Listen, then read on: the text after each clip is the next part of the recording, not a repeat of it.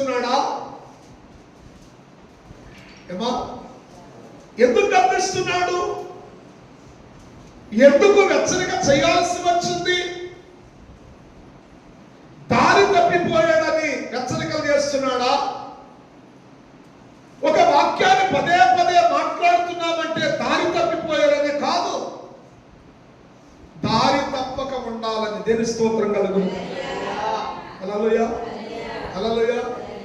ఒక హెచ్చరిక ఎందుకు వచ్చిందంటే మనం అర్థం చేసుకునేది మన రాంగ్ వేలో, ఎందుకంటే మన మైండ్ రాంగ్ వేలో ఉన్నప్పుడు మన మాట ఏమైందంటే ఎంత మంచి మాట అయినా చెడ్డగా అర్థం చేసుకుంటాం.